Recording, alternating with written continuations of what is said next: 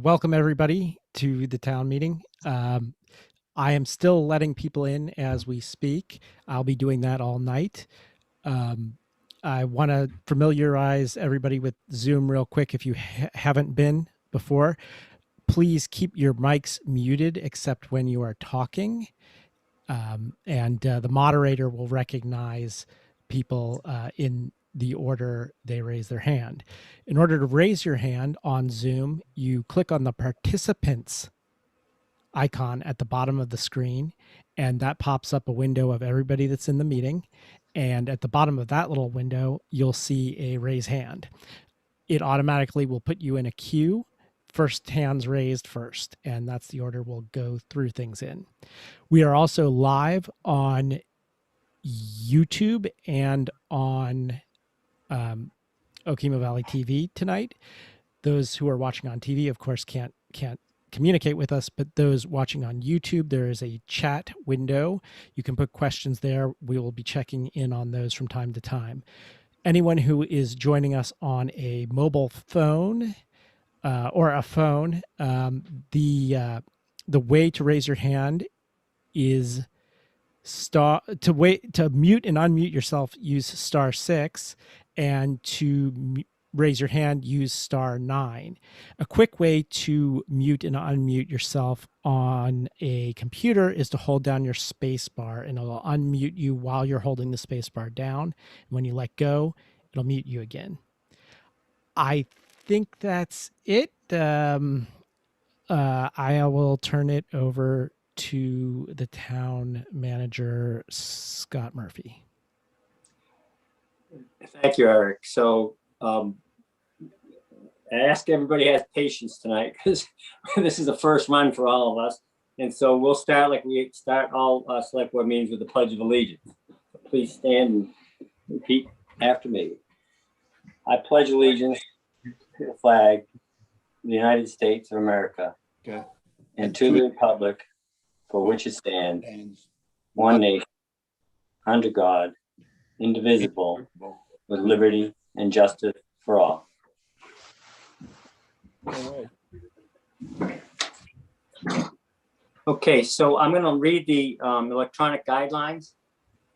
And due to the state of emergency declared by Governor Scott as a result of the COVID-19 pandemic and pursuant to Addendum 6 to Executive Order 01-20 and Act 92, this public body is authorized to meet electronically.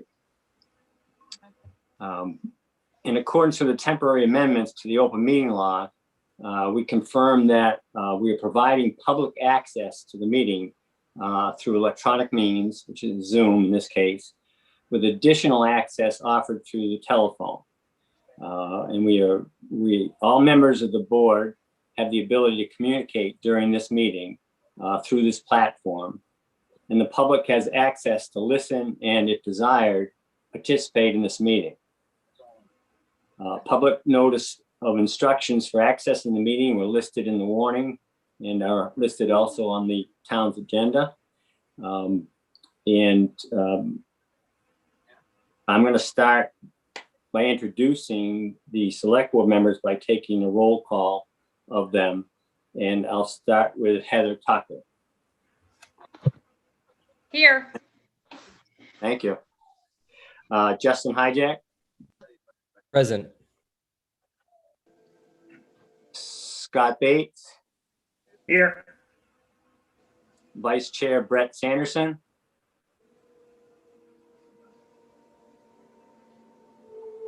Hear me? Yes, thank you. And the Chair of the Ludlow Select Board, Bruce Schmidt. Good evening, everyone.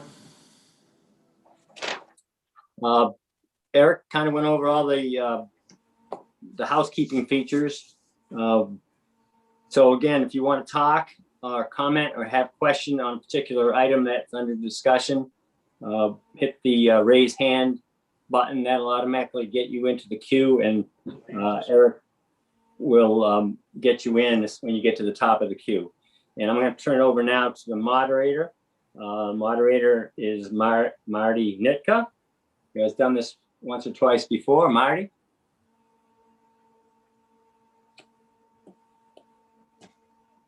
You can unmute yourself, Marty. Thank I've you. never done this before. I have moderated many times before, but I am unacquainted with Zoom, mute, and other terms of art. We're going to be discussing the articles. As contained in the notice that's generally available.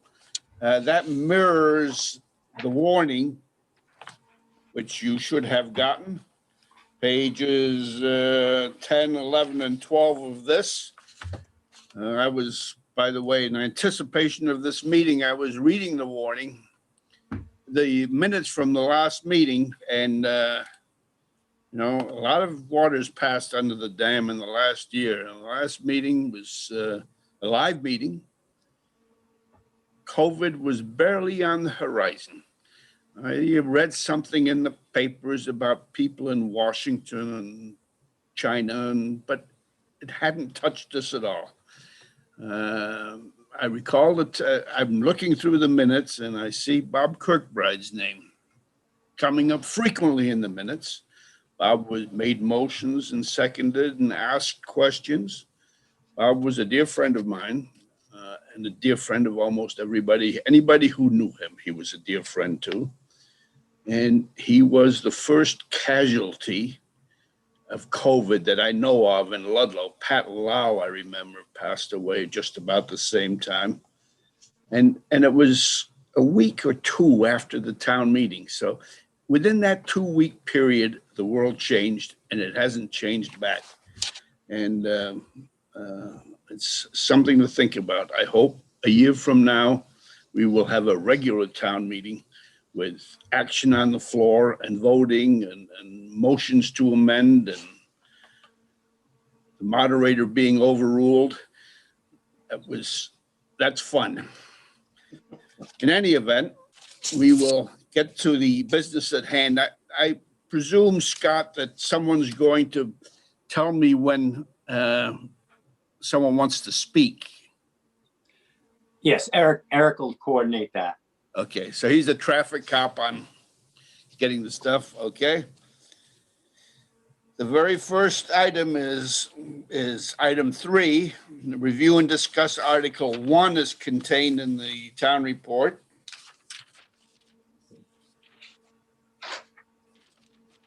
Actually, that's the elect town officers for the coming year, and there's nothing to discuss there. We will move right on to Article 2. Shall the voters of the town of Ludlow fix the salaries of the select board, cemetery commissioners, and trustees of public funds the same as last year? Select board, $1,600. Cemetery commissioners, $900. Trustees of public funds, $500. So we can have discussion and you can ask questions. You cannot make an amendment. We cannot vote. This is your time to ask questions and get whatever information you may desire. So, Eric, is there anybody who? No, not at this time. We have no questions yet. There appearing to be no one who needs information on this article. There appearing to be no one. We will move on to Article 3, item 5 in the notice. Shall the town of Ludlow collect taxes on real property in installments, taxes to be paid to the town treasurer on August 16, 2021, November 15, 2021, February 15, 2022, and May 16, 2022, and must be delivered to the town treasurer and postmarked on or before the due date. Information, questions on Article 3? I see no raised hands at this time. We'll give you another 20 seconds or so. We don't want this thing to get over too fast.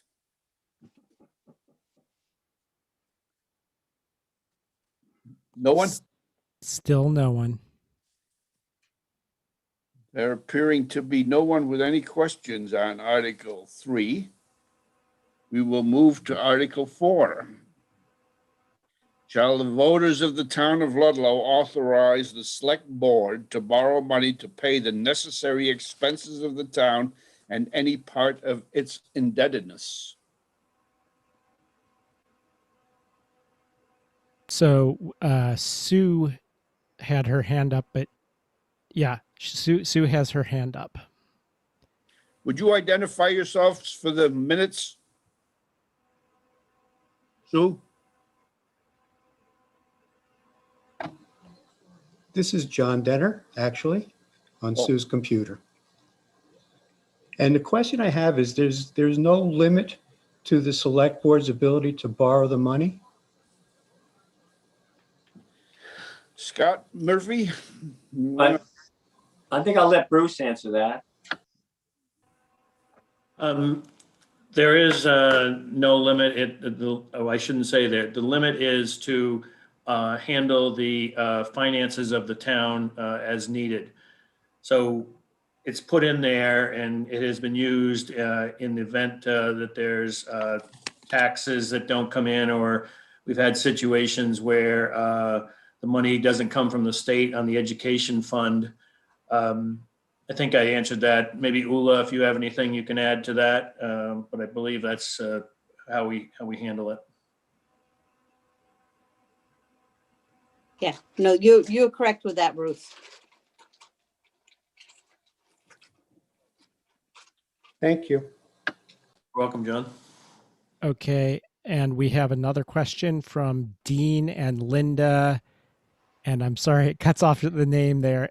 Alexander, Dean and Dean Alexander. I just have a question.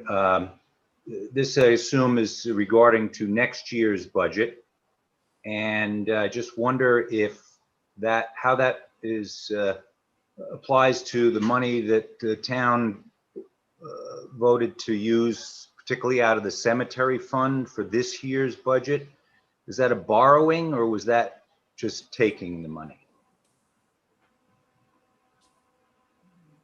So, Dean, the money that the select board adjusted for next year's budget is actually reduction in their budget compared to this year's budget, but it's not a taking of any money.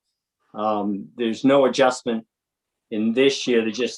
What'll happen is there'll be an excess amount of unused fund, or there may be an excess amount of unused funds. So what they did, what you might have seen in the newspaper, was just an adjustment to next year's budget where they reduced the amount in the budget. Okay, thank you.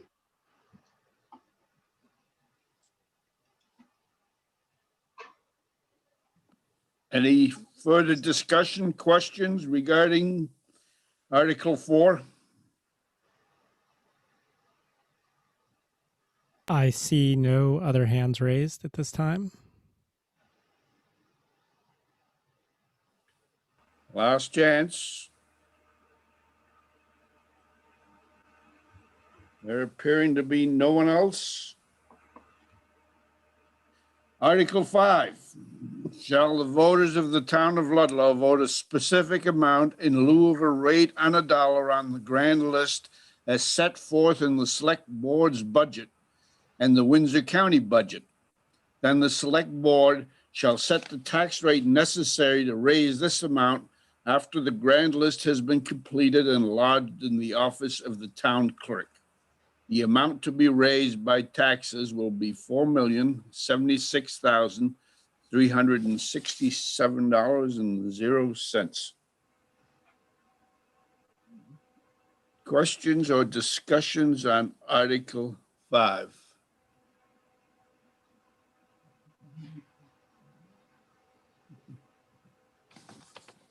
I see no questions. Oh, wait, we have George or Linda Thompson. Discrepancies, Scotted. we have two printouts. One, the one I'm reading from says 4,076,000. And the one my wife is reading from says 4,106,000. And that's the figure that's on the ballot. Which one? The second one? The second one, the 4,106,503.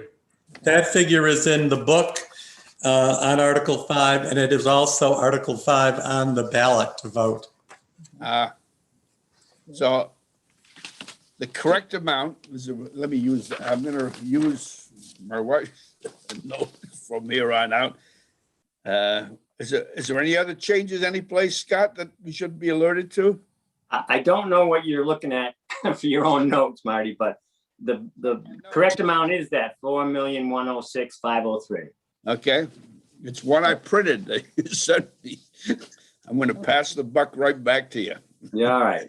Throw that one away. Okay, the amount is $4,106,503.00. So that compares to last year's. I mean, there's also, I think, a town budget summary page in the booklets, and that compares to last year 4,082,863, which is a difference of an increase, a small increase of 23,640, which is 0.6% or less than 1% of an increase in the requested budgeted amount.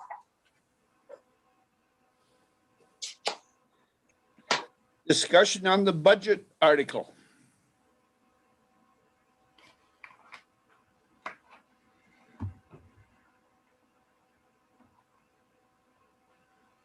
So it looks like Bruce Schmidt has his hand raised.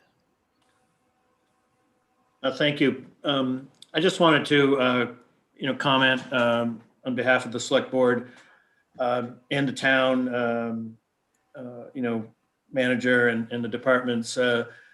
This budget, we really looked at it, long and hard, and had to ended up at the end having it. We really pushed to try to level fund, this budget. So we had to make some adjustments, and you read a little bit about that, where we moved some funds around because we felt it was important to have this be as level funded as we could for the times that we're in.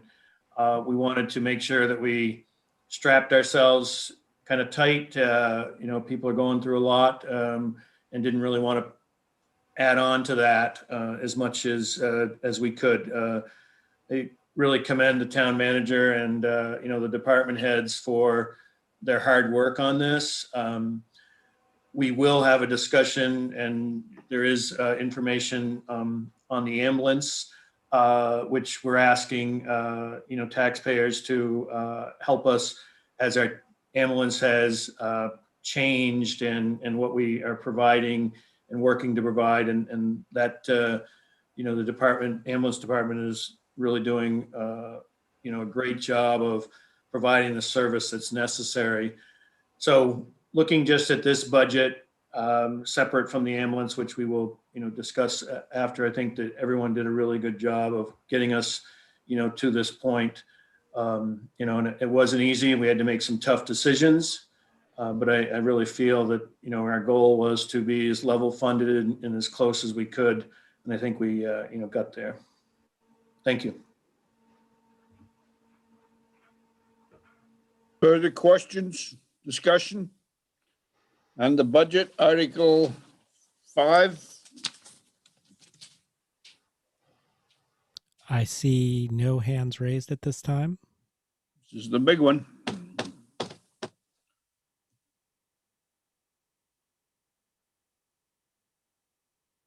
Last chance. Oop. So yes, we have Dean and Linda Alexander first. I would just like to add at this point that I'm a retired funeral director, and I have a lot of interest in cemeteries and how they work. And And in talking with Herb Van Gilder regarding the transfer of budgeted amount from the cemetery to pick up what I understand was a deficit, that I think I don't agree with that. I think there are other things in the budget that are outside of the realm of what the taxpayers' responsibility are. And so I just want to go on record saying that I disagree with that. Thank you. Okay. We also have George and Linda Thompson. So just to be clear here, so we're approving Article 5, or when we do, if we vote on it, but then there potentially is an increase on future articles that would be added to the amount to be raised by taxes. Is that correct? Which would include the Article 7, 8, 9, the money for the ambulance, money for movers, et cetera. Those are all in addition to Article number 5, correct? That's correct, George. Thank you.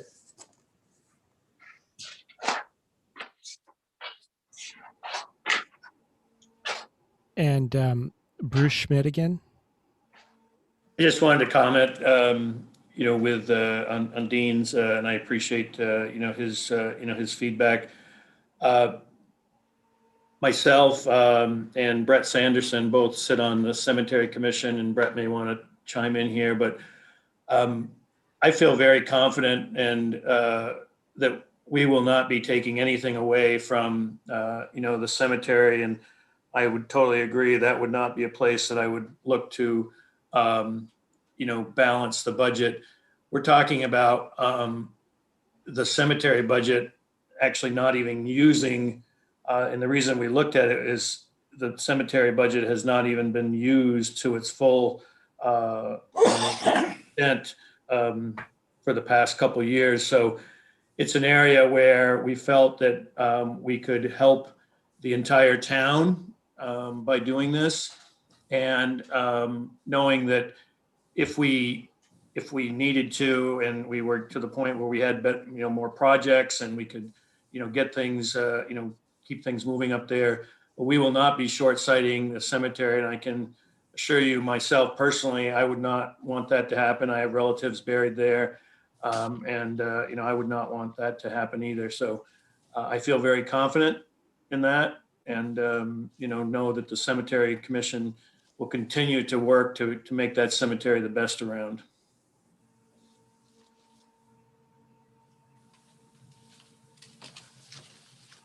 I see Dean has his hand up again, or Dean and Yes. Linda. Yes, thank you, Bruce. I appreciate that comment.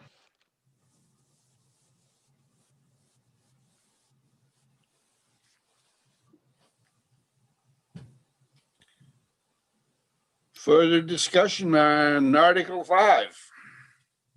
Questions?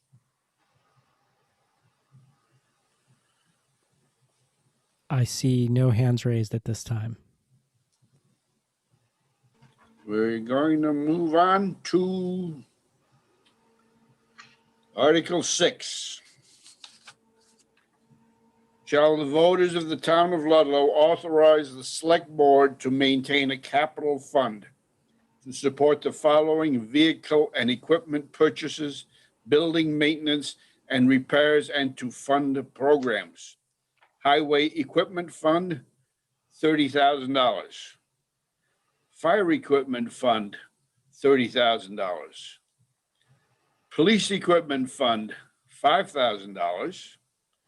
Recreation Facilities Fund, $5,000. Ludlow Town Hall Facilities Fund, $5,000. Ludlow Community Center Facilities Fund, $5,000. Black River Senior Center Facilities Fund, $2,500. The amount to be raised in taxes will be $82,500, which I presume is a total of all of those items. Discussion questions on Article 6.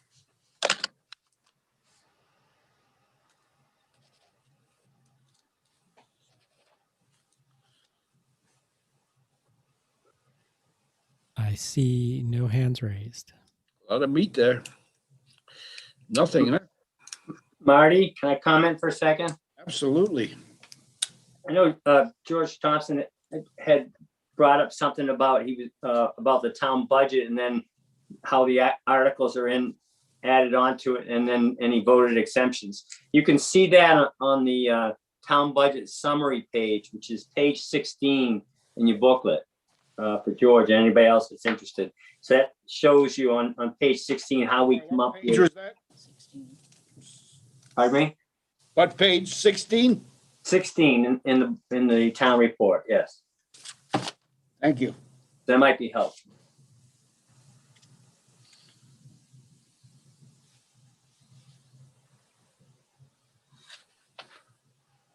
That's it, Scott? That's it for me.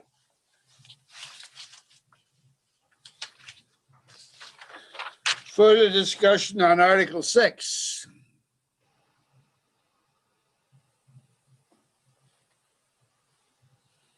I see no hands raised. There appearing to be no one. We will move on to Article 7. Shall the voters of the town of Ludlow appropriate the sum of $7,250 to the movers, formerly the current, to support the public transit bus service to Ludlow from Bellows Falls and from Ludlow. And from Rutland, excuse me. I hope I pronounced that right.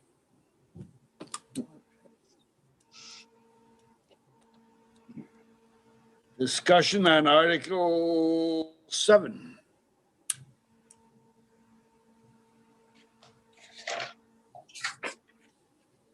I see no hands raised. All set? Everybody all set? Article 8. Excuse me.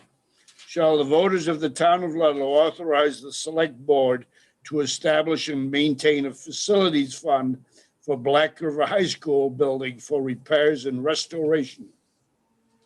The amount to be raised is $5,000. So Marty, if I can address that before they start asking any questions on that. Can I? Yeah, go ahead. Okay, so this is kind of a two-pronged question because by state statute, we have to have the voters establish a capital fund with a specific purpose and then pledge an amount towards it. And that's what this is basically a two-part question. So we're, as most people know, the town took over the Black River High School, the former Black River High School building last year. And as with many old buildings, it needs repairs over the course of time. And so this would be the first step towards setting some money aside towards that purpose. So we're establishing a fund and we're putting $5,000 into that fund. Anybody want to speak to the article? Yes, we have a couple of hands. First is Justin. Hey, Scott, quick question. I know that the Northern Borders Commission is funding state of Vermont projects that require additional town support for maintenance and restoration. Is that something that the town has looked into? We did look into it, not for this building, Justin. We looked into it 2 years ago when we were seeking to expand broadband in the area. What seemed like an easy access to funding turned into be a nationally competitive grant process. And so we quickly realized that we were really not going to be competitive. So I don't really think that might work for the high school bill, former high school building. Understood. And then when we create, if the voters decide to create a fund, we could, in theory, put grant money into that fund, get alternative sources going of funding. Correct, yes. Once it goes into that fund, it can only be used for the purposes of the fund as established by the fund. Okay, and Bruce.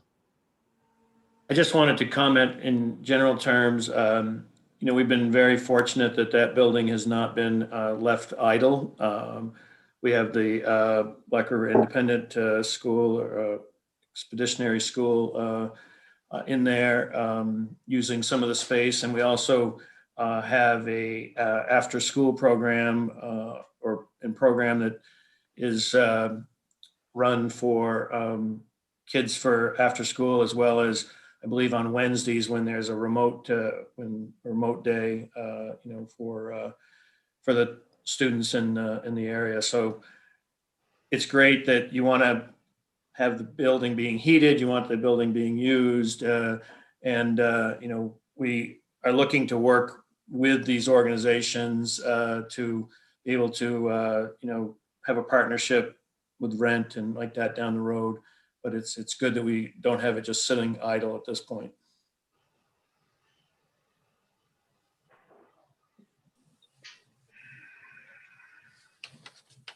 So I see no other hands. Oh, George and Linda. Is that the same as this? Sorry about that. So just again, clarification. There is a section in the budget for the high school building. That's basically maintaining the building, correct? And then this $5,000 is specifically for this capital fund. Is that right? That's correct. Okay. Yeah, I lost my page on where the budget was, and I was, yeah. Anyway, okay, thank you. Yep, George, and just to address the regular high school building budget, last year when the select board established it and the voters approved it, it was basically with the anticipation of it being vacant. And so now we've got a lot of additional expenses this year, but the beauty of that is that'll give us a better handle on creating a new budget, which we incorporate into this year's budget that's in there now. Thank you. Okay, and next we have Dean. Where's the next one? Where's the next one? Yes, I just want to verify that are either of the current users of the building paying any rent? Yes, the after-school program is paying rent right now, and next year the school, independent school, will be paying rent also. Where's the one in it?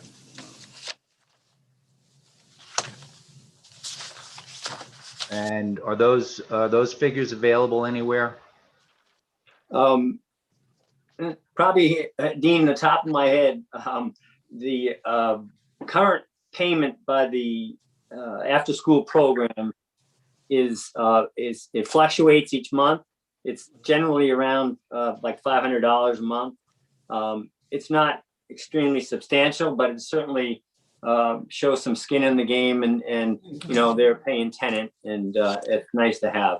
I think next year for the independent school, I think we proposed $500 a month for their budget also. Okay, is that based on a student participation or any particular criterion? No, it's not. It's really kind of a way to for them to pay a limited amount that they can contribute and still grow financially. So we're trying not to hurt them. We're trying to help them along, but we're also want to see some growth in some revenue. So that's why that number came up. Thank you.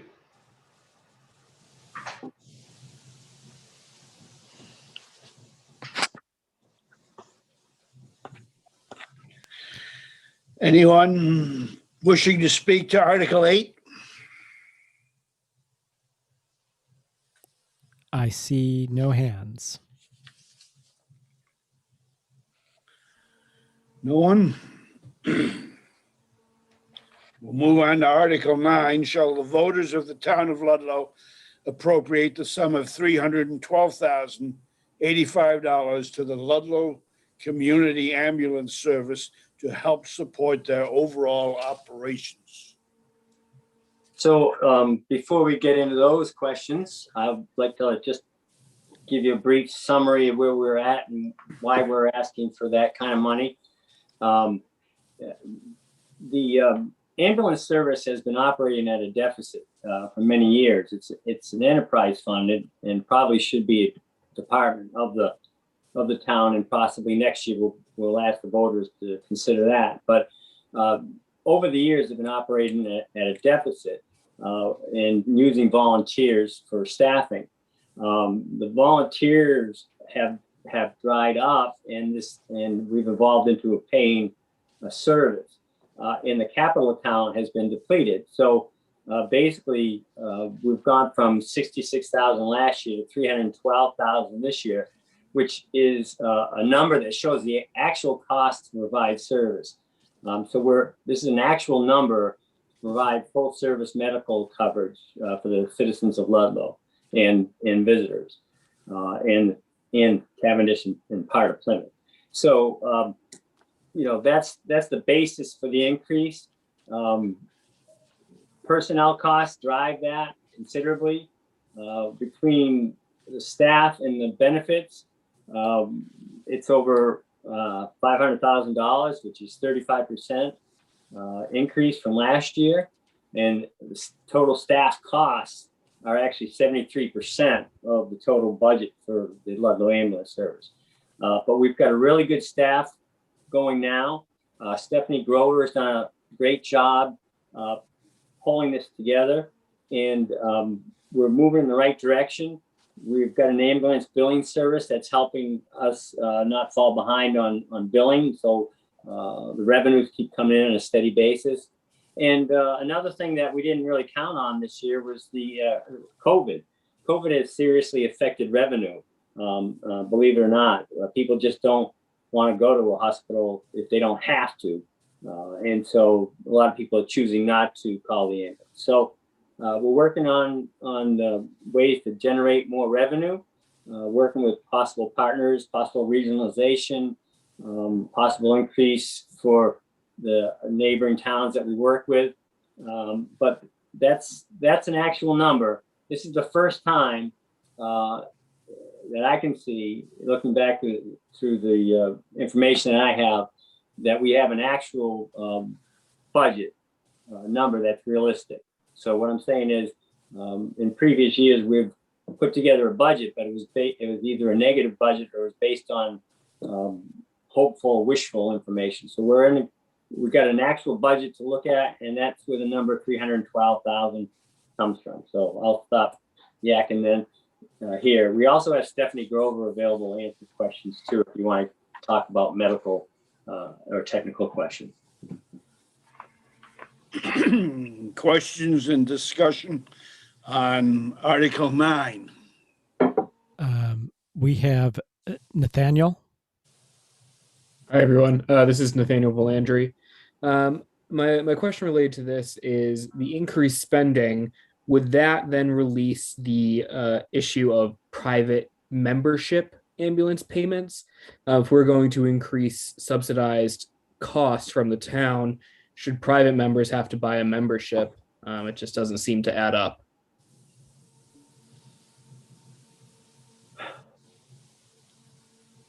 That's a valid point. The membership is a choice that you make that protects you and your family and the household, and it's a volunteer contribution, basically a donation. And medical costs are usually covered. Ambulance costs are usually covered with insurance. So I don't know if that answers your question or not. No, it just seems conflicting, to be frank, especially looking at a model like over in Londonderry, how that payment schedule works. All right. Well, I think Stephanie's on board. Stephanie, you want to comment on this?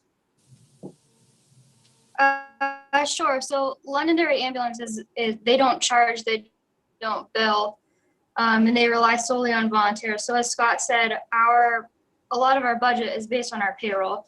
A lot of that you can almost consider it being like a standby, where we're available to respond to calls. In the membership that we have, you can kind of relate that as kind of supplementary insurance, like an Aflac sort of thing, or just an addition of your primary healthcare insurance. And yes, it is a cost, but it also saves a lot of people. Healthcare is expensive. That's really the best that I can say about that. Hopefully I answered that.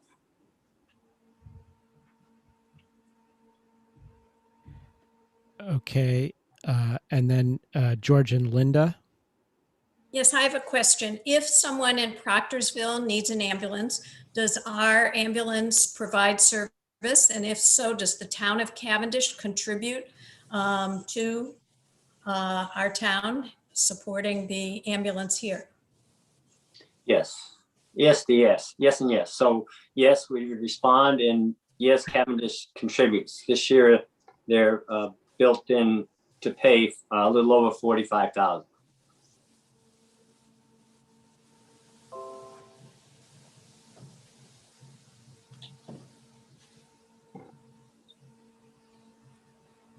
Further discussion? It looks like George and Linda again.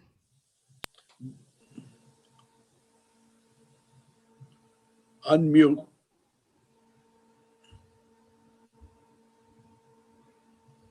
Sorry about that. So in looking at the ambulance department budget, there's a significant increase in health, dental, and life. It's gone from actual, well, the budget for 2021 is 55,975, and the projected budget for 2022 was 174,000. So it's over 100,000 increase in health, dental, and life insurance. And I'm just curious to know why there's such a huge increase in that. Did the life insurance change? Were they on a different plan than other members of town and now they're all on the same one? Or how did that go up by $120,000? So George, the number at 55,000, last year's number, we had one person on a single plan. And then this year we've gone to a single, two plans with two person, and a family plan. So we have 4 different people on it, whereas last year we had one person on it. That's what drove it so high. Okay, thank you. Do they contribute? For sure. Town council. Okay, and Dean. Yes, I just have a question about the effectiveness of the billing. My family was involved in ambulance service for 100 years in my former town, and our receipts on billing were about 5%. So I just wonder where that is today. I can't answer that off the top of my head. Maybe Stephanie could. I don't have the numbers off the top of my head, but it does seem with switching to Comstar as outsourcing our billing that we're getting a much higher return. We're getting a more professional service. It's getting done in a timelier fashion, and we're staying up to date on all of the new billing requirements and changes. So it's really beneficial to the town. It's really heading us in the right direction instead of doing it in-house. That sounds good. Thank you. Okay, and we have John.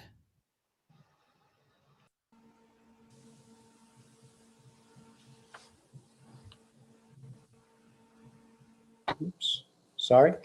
Are the employees contributing to their health benefits in the ambulance squad?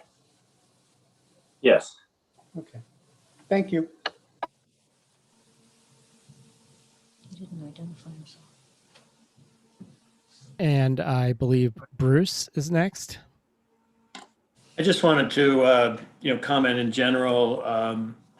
I think I will speak for myself as a select board member. I think that I didn't realize, I think this has been something that's been coming on for the last 5 or 6 years, and maybe I didn't pay enough attention to it. I think as, whether, I think the billing wasn't as big of an issue, but I think the challenge that we had is our rates have not been following what they needed to be. And that's something that, has come to light. I think also as we have more of an aged population in the region, the use of the ambulance. And then, in the past, couple years, I can't say enough about, Chief Billings stepping in and helping us manage. And then Stephanie has really done a great job, managing the ambulance. We are not a volunteer. We may want to call ourselves volunteer ambulance, but we are not a volunteer ambulance. And I think we have to accept that fact as a town. We also support the region, but it would not be fair to the towns to say, hey, Plymouth and Cavendish, you need to help, you need to make up this difference. So it's $100,000 to your budget. We have to work with them, and we've increased continuously since I've been on the board. But again, we have to find where that middle of the road is. But I can't say enough about, and we all say, hey, we want that. When we make the phone call, we want the phone picked up, and we want, someone. And I think that we are giving that to the residents and the visitors and the citizens of this town. And I think we're giving a very good service. And, we have 24-hour coverage. We actually have beds, where they sleep, there, which I don't think a lot of people realize. And the call volume shows that, this service is needed. And I've learned a lot in the last, year about how this goes. And I think we have to continue to look at it as a select board and the town manager and departments, how to make sure we're doing it the most efficient way possible. But we have to really understand and make sure that the citizens understand, and the voters, that this is something that, is important. And this is the true cost for an ambulance service that we're providing, here. And also, I would ask maybe Scott and or Stephanie, if someone could reach back out to Dean, maybe get them the information on the numbers by email or something, if we could do that, because we do have those, and I think it would be good for them to know that. Yeah, I'll follow up with that. Okay. And Dean does have his hand up. Thank you. I wanted a question, not clear. When you mentioned that like Proctorsville or Cavendish is paying $45,000 towards ambulance service, is that above and beyond the $312,000 that Ludlow is paying? That's included in the budget. So we're paying the 312. They would be paying 45. Plymouth a little over 13. All right. So how much is in the actual budget then for the ambulance service? All three of those numbers are in the budget. All right, I'm going to have to look into that. I'm really unclear about that. I'll find the page. It's under the ambulance budget. Yeah, page 18. Actually page 19 shows the revenue side, Dean, and you can see Cavendish's amount, 47.6. 47.6. Ludlow at 312,085, and then Plymouth 13,975. Okay. That's a lot of money. Thank you. All right. And we have Nathaniel. Everyone, thanks for digging down on this. I think that was a really interesting, conversation about how much the ambulance service means to the town. Can either you or Stephanie speak a little bit about potentially a 5-year plan for this? If this investment of money would be worth it long term as well, or if this is a short term thing that we're trying to band-aid? I'll let Stephanie go on that, but before I do, I would like to say that the big jump from last year of 66 up to the number this year, it over 300,000, 312,000, put this, like Bruce said, at a realistic budget, and you shouldn't see that same jump next year. And so, Stephanie, if you want to jump in and comment on that. So our spending hasn't really changed a whole lot besides the increase in insurance. In the select board meeting, when we initially talked about budgets and everything, I brought up the point that our employees and our personnel, they're our most valuable asset. Without them, you don't have an ambulance service. You don't have the quality that you have right now. So although personnel is a huge cost, it's really beneficial, and that's what makes us what we are. As far as a 5-year plan, I don't think anybody thinks this is a Band-Aid. We've come a long way. We've done a lot of work over the last 2 years, getting it to where it needs to be. And I feel confident that we'll be able to sustain ourselves with this money and be able to go forward. You're pretty fortunate to have a municipal ambulance service. So we don't really take transfers from hospital to hospital, which means we're dedicated to 911 calls 24/7, 365. We are in the station. We're training, we're practicing, and we're ready for any emergency that we can handle. We would like to look at regionalization. We can't force other towns to do that with us, but we work with our area towns frequently, building better bonds, working with them. We work with the fire departments really well, the police departments really well, and I think we're really headed on the right track.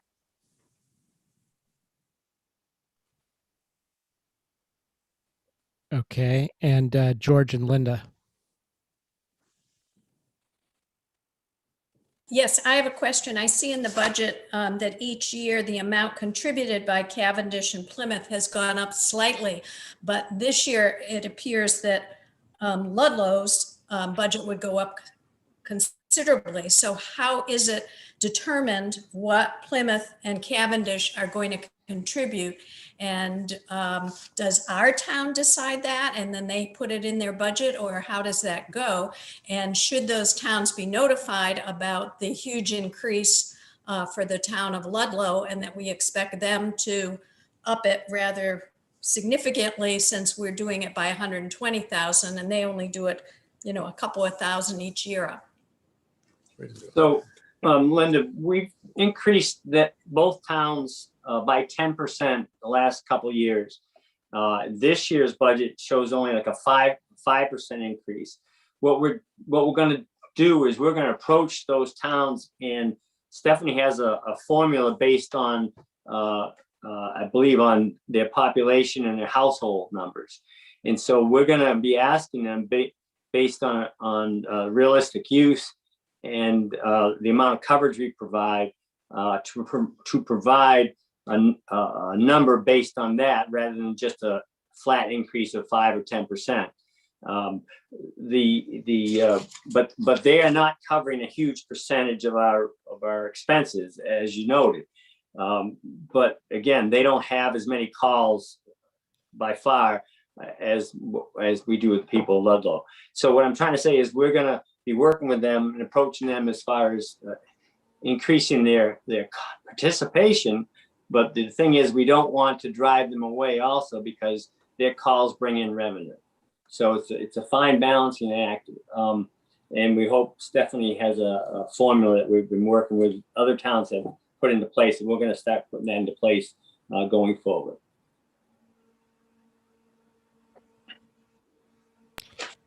Okay, and then Dean. Yeah, I would just, my question, my comment follows what Linda Thompson just said. And, I find it really extraordinary that our increase is multifold, exponential. And when you talk about basing it on the Cavendish and Plymouth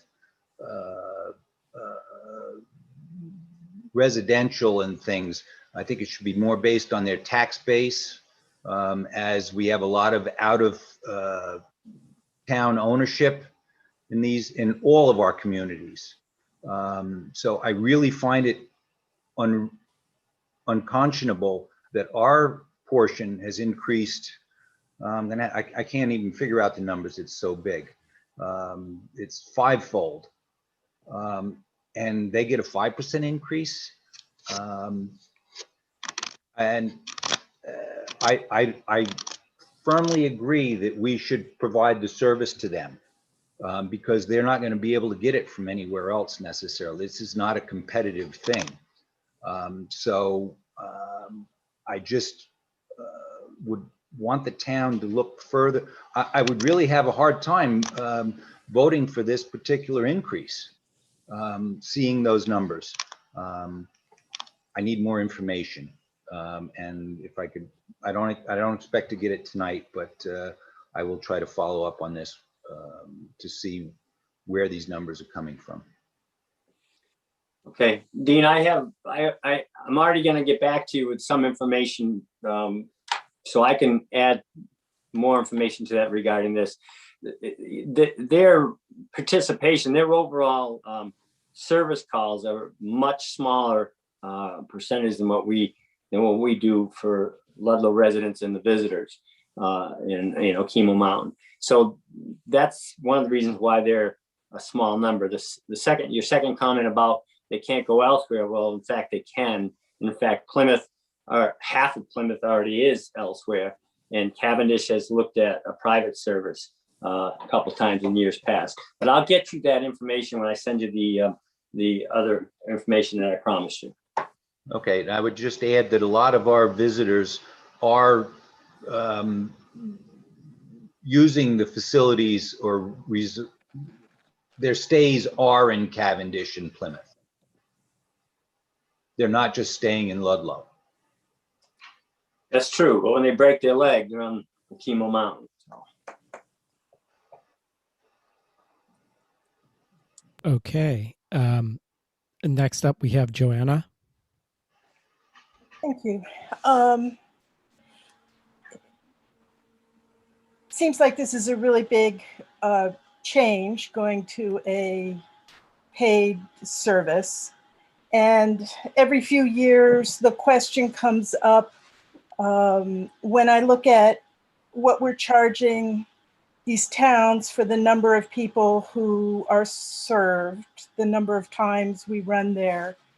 Have there been discussions about charging the local businesses, Gilhome, the Mountain, for the, it seems like they couldn't run their businesses without our ambulance being there, and that many of our runs are to those businesses, a large proportion of our runs. And I know not all of them because it came up a few years ago at town meeting, but there are big percentages of ambulance calls for the mountain. As soon as they're skiing, the ambulance is going up and down the road. And I'm sure Gilhome and Gill Terrace also use it a lot. And we're such a small town, population-wise. And so the ambulance is really serving our small town in, to some extent, but then it's serving all the people who come to town, which make it possible for these businesses. And I just wonder if there's been discussion around that and where that discussion has been. Thank you. So Okemo does pay us a certain amount of money. We have an agreement with them that went into place last year. So in addition to that contribution, the health insurance of the person that we're picking up covers our costs also. So we're not losing money when we pick somebody up and bring them off of the mountain to the hospital. That's all I have for that one. I didn't hear the rest of your question. I'm sorry.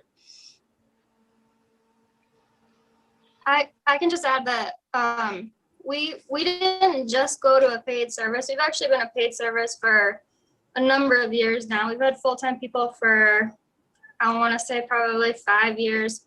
And we just switched to 24/7 paid staffing about 2 years ago. So the staffing wise, it's not a change. It's just that we've been running that deficit budget for so long that we can't do it anymore, which is why we're asking for more money. We're not adding people. Nothing's changed in that aspect. We just need to cover the bills that we already have.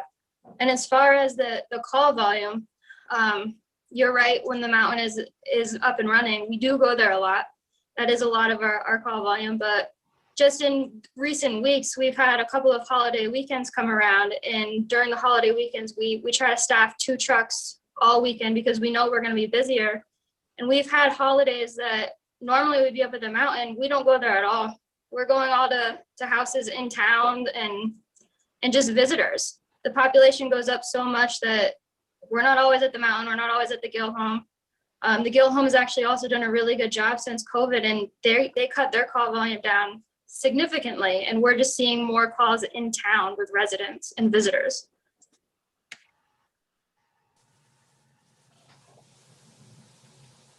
Marty, Yes. I guess I have a question. My question would be what is your life worth? If it adds $40 to your tax bill, I think your life is worth more than that.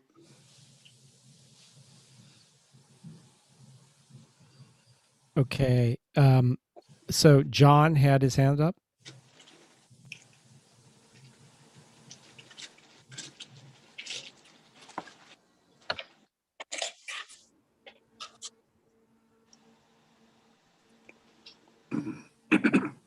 John D., can you unmute?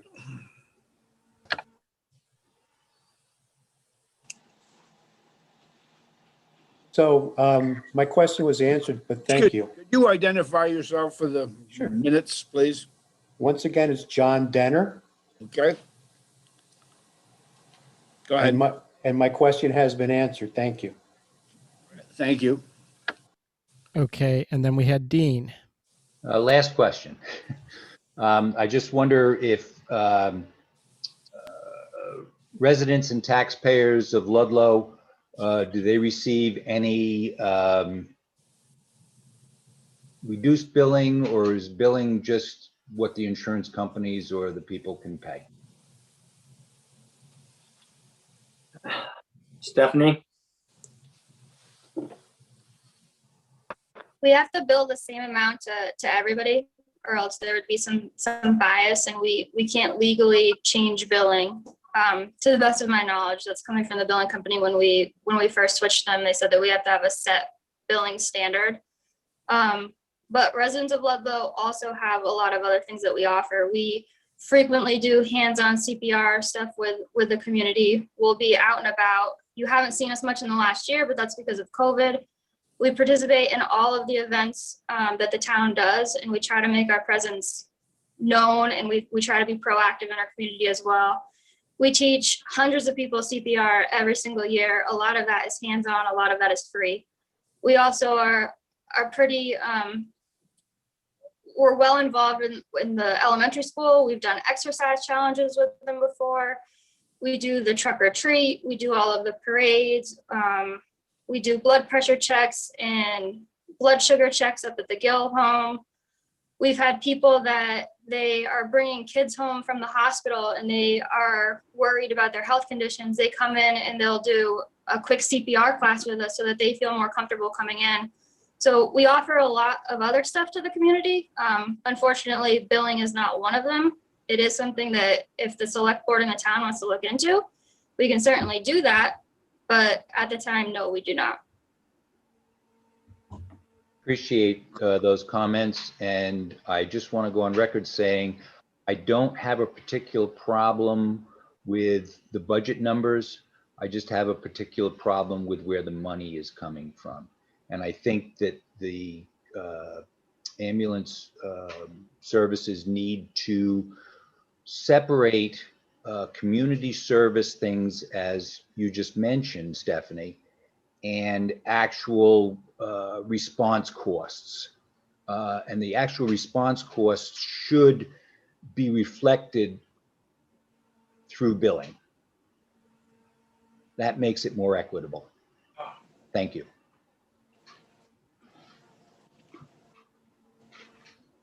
Okay, Marty, at this time, there are no other hands up. No further questions on the ambulance issue? Wait, we just had Stephanie raise her hand. Fire away. We actually did just increase our billing costs. I think we did that. Scott would actually know a little better. I think it was 2 years ago that we increased it, and our billing costs are right in line with the rest of the state. We're actually right in the middle of what most ambulance services in the state are charging for billing. But these numbers where we're asking for money from the taxpayers, this is also right in line with what the rest of the state is paying. They're usually paying a per household number or a per capita number, which is how we came up with that 300 and something thousand.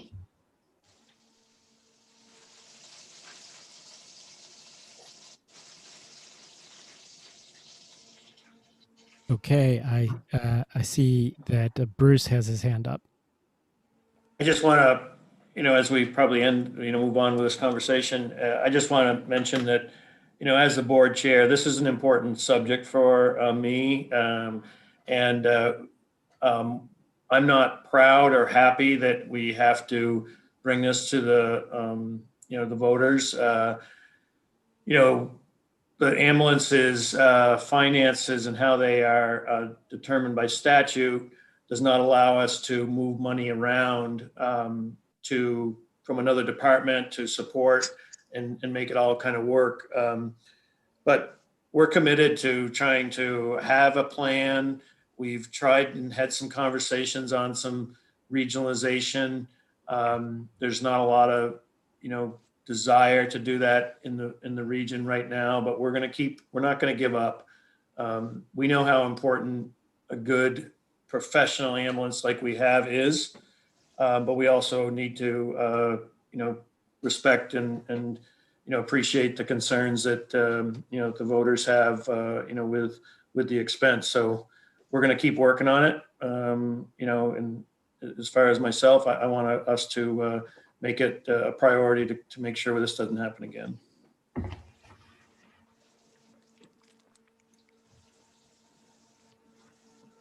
Okay, Marty, I see no other hands at this time. All done with the ambulance? We appear to be all done with the ambulance. The last one I have is Article 10.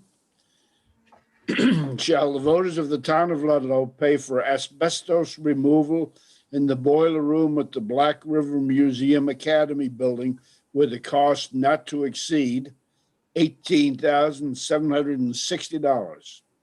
The amount to be raised by taxes will be $18,760. Questions, discussions on Article 10?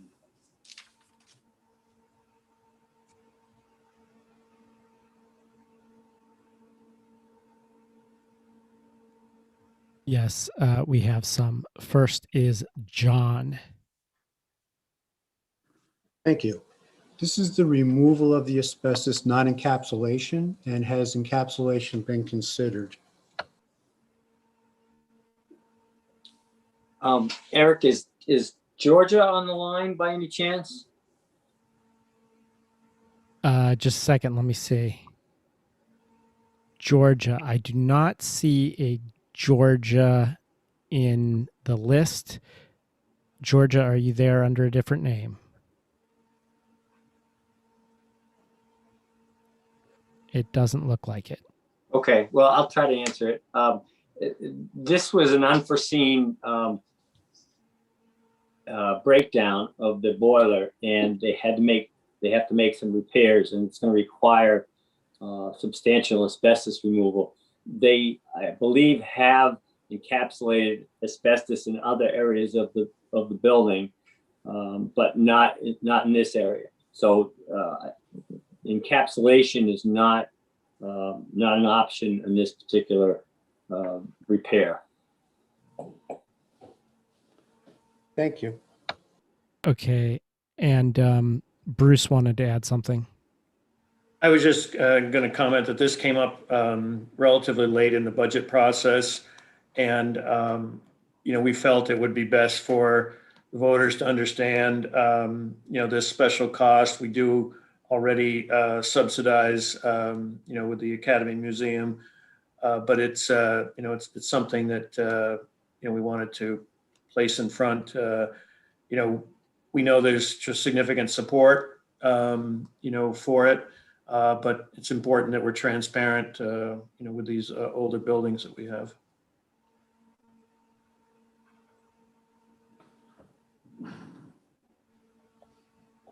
Anybody waiting to discuss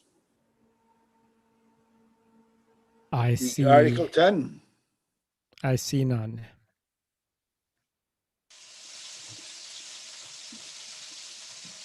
In that case, we're all done except for Article 11, to transact any other business necessary and proper when met. We can't do any business, but if you want to discuss something or have questions, now's the time. Okay, so we have Gary. Okay, Gary Joseph, and I'm just figuring out how to get Zoom to work here. So going back to Article 8 with the high school building repairs, and this is a new fund. We can't go back to anything that's any articles that we've previously discussed. So how about working it into the last one with the removal of asbestos? And I was just curious, since we're starting a new fund, why don't we have all the town-owned buildings included and get some estimates for how long the roofs will last and the chimneys and the heating systems and the parking lots, and have a number that doesn't look like it was just picked out of the air. That's certainly an appropriate comment. I don't know if anybody wants to address that on the select board or the town manager.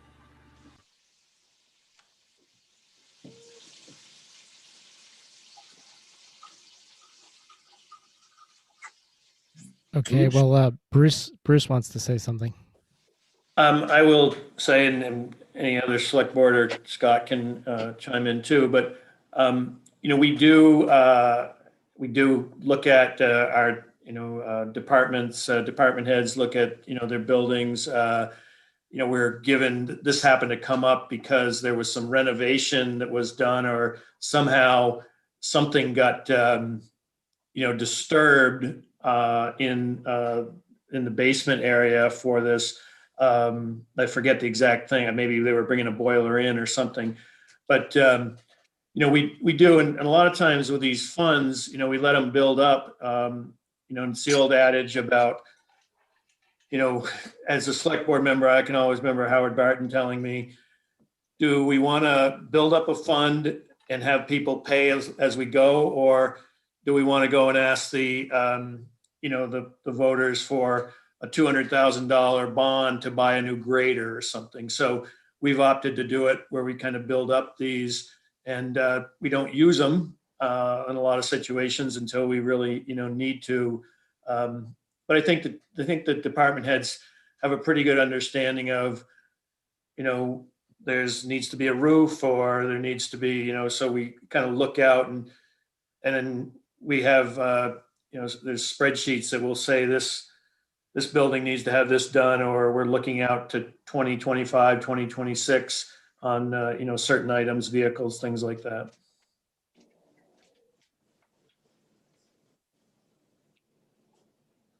Okay, it looks like Justin wanted to get in here. Yeah, I just wanted to say, Mr. Joseph, I think lumping all the buildings into one fund would be would be worth discussing further.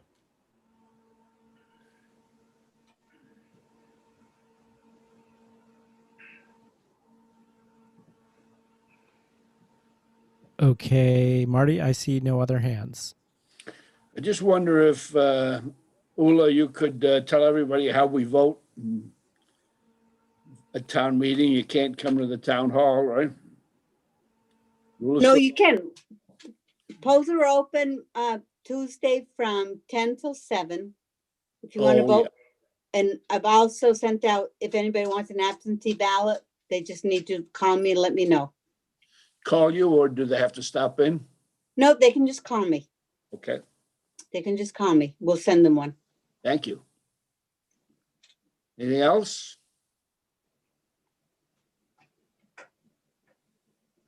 I see no hands on the screen. We must be done. Well, Dean has his hand up. Oop. Go ahead, Dean.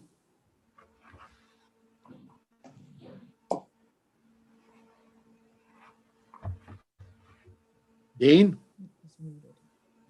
You're muted. Sorry.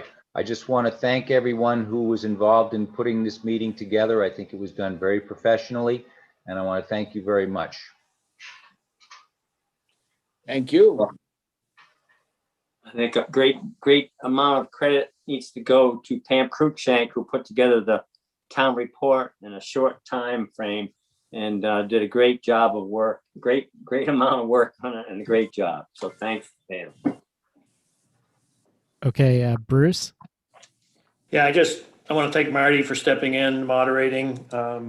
He never gets voted in, but he always does it. So we really appreciate that. But, I can't say enough about Okemo Valley TV, and Eric has been with us through this pandemic, helping, and our gatekeeper.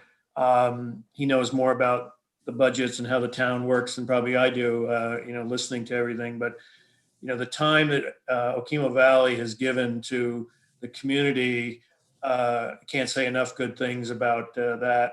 And we really need to, as communities, support them. They have been a godsend to keep the communication open to everyone and giving everybody an opportunity. So thank you personally, Eric, for stepping in. You're always there for us, and for Okemo Valley for everything that they've done. Thank you. And Justin. To echo what Bruce said, thank you, Eric and Okemo Valley TV. Also, thank you all the town employees, Scott, Ula, Pam. Really great job. But really, I want to thank the constituents and the local population for coming out here on this digital platform, raising some salient points, asking some great questions, and being involved in this process. We know how hard it is, so thank you. Well said.